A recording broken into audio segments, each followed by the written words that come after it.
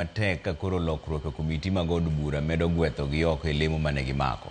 E lokruok mane otim gi komiti mag od bura mamalo, yangore ni duond buche mag Azimio oyudo lemo madito mana kaka od bura ma Senate bende. Jafwambo marwa Chris Owino nigi ler mar wachni. Duond bura mar ODM kod riwruok mar Azimio dhi nyime kod yudo keyo mabup e komitis mag od bura mamalo kaachiel kod Senate. E lokruok manyien e komiti mag od bura, Azimio dhi kawo kendo telo ne komiti mopugno mag od bura mamalo kaachiel kod Senate. Under the broad-based arrangement, we have new political friends who now support us. They have brought in their expertise and ideas on how to make Kenya a greater republic.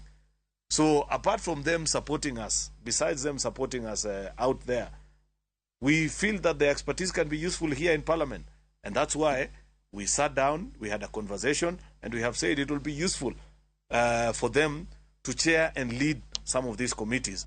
E od bura mamalo, jalekweth jod bura manok Milly Odhiambo oyango ni Ramogi TV ni Azimio dhi yudo kombe 5 makorgi opugno ma osebedo ka otelne kod Kenya Kwanza. Weche mag Milly Odhiambo oselwedo kod jalekweth jod bura manok e Senate, Senator Stewart Mazayo, kod jalekweth jod bura mathoth e Senate, Senator Arod Cheriot. Tumesema katika hizi kamati wale watakaochaguliwa kama wenyekiti watakuwa ni maseneta kutoka mlingo wa Azimio. Kwa hiyo nafikiria ni njia nzuri ikiwa bunge litakuwa linaweza kuwa na masikizano ya vile wanaweza kufanya kazi. We quite a number, transport, for example, I think trade, energy, education, and there's one other one, lands, you know, and natural resources. So 5 committees, it's a good opportunity for colleagues also to get the opportunity to lead a committee. Moko kuom komiti mopugno masani dhi bedo e bwo Azimio en komiti mar od bura mochung'ne loso budget, komiti mosebedo ka itayo kod jaod bura ma Kiharu, Ndindi Nyoro. Ndindi Nyoro dhi wito lemo manigi teko kaluwore gi mano ma iparo ni chung' mare ma wethweth e weche mag siasa mag masawa, to ahinya rem mare mar goyo ombulu e kinde thicho oko jalup jatend piny machon Rigathi Gachagua. So if you're out there disagreeing with us and saying that you don't think that the decisions and the positions we've taken on certain matters sit right with you, then there is no use for you to continue chairing committees that will be processing the same business. That's why we have relieved of duties certain members who no longer share in the Kenya Kwanza dreams and the bottom-up economic transformation agenda. Mopogore kod komiti mar loso budget, Azimio bende nigi geno mar dhi telo ne komiti mar jotich, komiti mar weche mag thieth, kaachiel kod weche mag ohala. Okang' mar miyo Azimio komiti moting'o mo nenore ka yo mar hombo jo od bura mag Azimio bang' riwruok mar Kenya Kwanza ramone gini e kweth mathoth e od bura juma mokalo.